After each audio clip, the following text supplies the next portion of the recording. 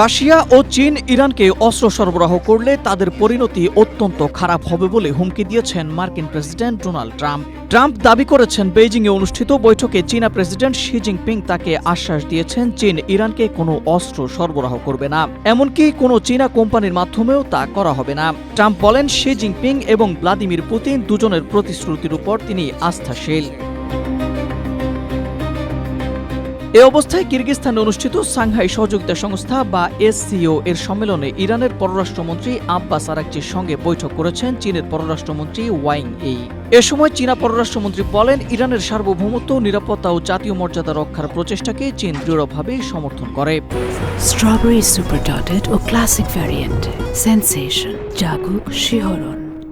ইসলামাবাদ সমঝোতা স্মারক বহুপক্ষীয় মধ্যস্থতার একটি গুরুত্বপূর্ণ অর্জন। আলোচনা অব্যাহত রাখা এবং ইসলামাবাদ সমঝোতা স্মারকে অর্জিত ঐক্যমতে ফিরে যাওয়া জরুরি। এদিকে রয়টার্সের প্রতিবেদনে বলা হয়েছে, ইরানের সঙ্গে সংঘাতের শুরুতে উপসাগরীয় অঞ্চলে সিআইএর লক্ষ্যবস্তুতে ইরানের হামলার পর মার্কিন গোয়েন্দা সংস্থাগুলো তদন্ত শুরু করে। এরপর তারা অভিযোগ করে রাশিয়া ইরানকে লক্ষ্য নির্ধারণ সংক্রান্ত তথ্য ও ড্রোন প্রযুক্তি দিয়ে সাহায্য করছে। তবে এ বিষয়ে মন্তব্য করতে অস্বীকৃতি জানায় মস্কো। শুধু তাই নয়, রাশিয়া ইরানকে স্যাটেলাইট চিত্র সরবরাহ করছে যাতে তারা মার্কিন সেনাদের অবস্থান ও চলাচল পর্যবেক্ষণ করতে পারে। মার্কিন সংবাদ মাধ্যম সিএনএন এমনটাই দাবি করেছে। ইরান ইস্যুতে ট্রাম্প আরও দাবি করেন, রাশিয়ার প্রেসিডেন্ট ভ্লাদিমির পুতিনও ইরানকে অস্ত্র না দেওয়ার আশ্বাস দিয়েছেন তাকে। ট্রাম্প বলেন, পুতিন জানেন যুক্তরাষ্ট্র ইউক্রেনকে নয় বরং ন্যাটোভুক্ত দেশগুলোর কাছে অস্ত্র বিক্রি করে। তারা পুরো মূল্য পরিশোধ করে এবং এরপর সেই অস্ত্র কিভাবে বিতরণ করা হয় তা ওয়াশিংটন জানে না। ট্রাম্পের এই বক্তব্যের পর রুশ পররাষ্ট্রমন্ত্রী সার্গেই লেভরভ বলেছেন, আলাস্কা সম্মেলনে যুক্তরাষ্ট্রের উত্থাপিত প্রস্তাবগুলো অবজ্ঞার সঙ্গে ভঙ্গ করেছে ইউক্রেন। এর পেছনে বড় কারণ হল মার্কিন সামরিক সহায়তা।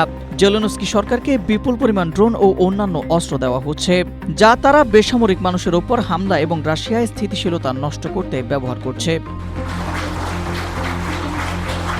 ইতিমধ্যে ইরানকে অস্ত্র অর্জনে সহায়তার অভিযোগে রাশিয়া ও চীনের কয়েকজন ব্যক্তি ও প্রতিষ্ঠানের উপর নিষেধাজ্ঞা আরোপ করেছে যুক্তরাষ্ট্র।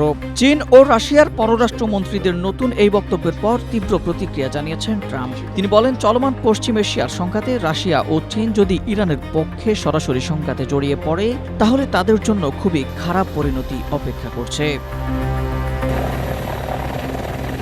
Ahmed Imtiaz, Asia post.